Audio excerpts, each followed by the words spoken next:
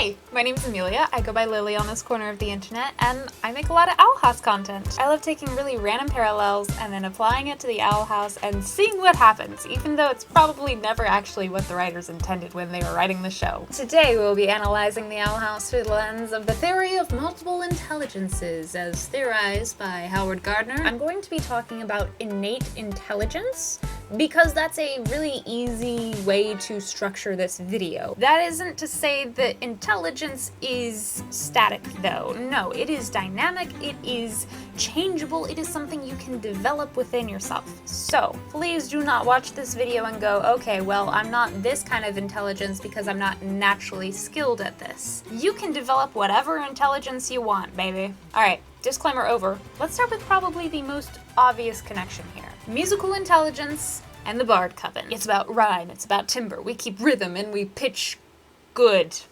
Okay, I clearly am not blessed with musical intelligence, but I think we can all agree on one thing, and that is that Raine Whispers is both king and queen of musical intelligence.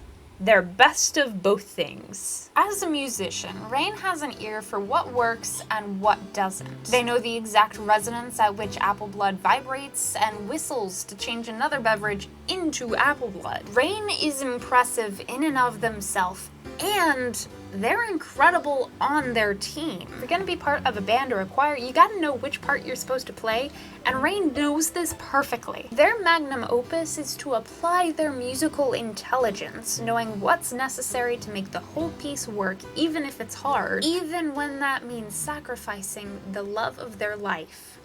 Eda Clawthorne. They're keeping track of all of the tiny details, like their memory loss facade for the Emperor's Coven. It's all while keeping in mind their ultimate goal, which is to stop the Day of Unity. Raine is like the most skilled conductor of the most chaotic orchestra ever. As much as their story hinges on their romantic connection to Eda Clawthorne, Raine's role in the story isn't to be a love interest. Speaking of, Eda Clawthorne's one of the only characters in the show to play a musical instrument besides Raine Whispers. It kind of prompts the question, does that mean she's musically intelligent too? I don't think so. Raine Whispers taught Eda Clawthorne Raine's Rhapsody, a song spell that floods a large area with wholesome, romantic magic that makes everybody float in a super aesthetically pleasing way. It's a hauntingly beautiful melody that brings together both the tragedy of not fitting in with everyone else and the beauty of not fitting in together. It's a duet that brings their relationship to life, a single melody played by Raine's violin, teaching Eda's bell cittern how to lead the song, before going on to provide the supporting harmonies, which fill that song out beautifully. It's a call and response like Raine wanted out of their relationship with Eda.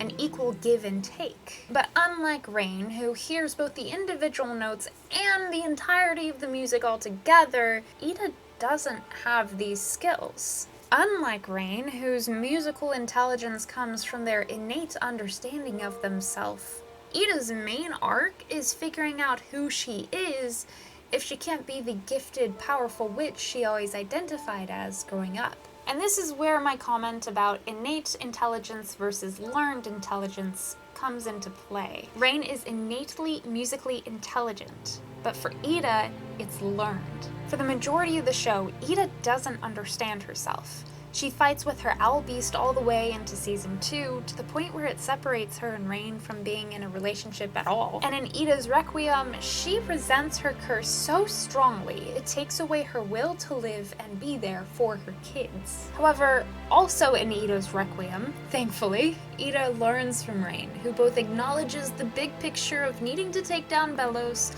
and sees the individuals who would be hurt if they ever lost Eda. And like a kind music teacher, Raine corrects Eda's form. Raine teaches Eda her place in the narrative, and it's directly after that episode that Eda's forced to meet with her owl beast in Knock Knock Knocking on Hootie's door. It's only then that Eda finally finds perfect harmony between her identity and her owl beast, thanks to Raine's coordination of individual notes and choices along with the end goal in mind. I'm gonna nerd out off script for a minute here because this is really, really cool in how it portrays the sociocultural theory of education, where essentially there is an experienced individual who is the most experienced and skilled at a particular skill that you want to teach, right? And it's so cool because as we see Raine teaching both Eda and Luce, and Eda and Luce look up to Raine as their orchestrating conductor for the rebellion itself, and Luce and Eda trust Raine to be in charge of the whole picture and their details. Eda gets to practice what she's learned from Raine and teach it to Luce. And that's where we get the really adorably sweet scene where they acknowledge that there's this huge thing happening, but right now, Eda and Luce are going to carve a talisman together because that was their part to play at that time.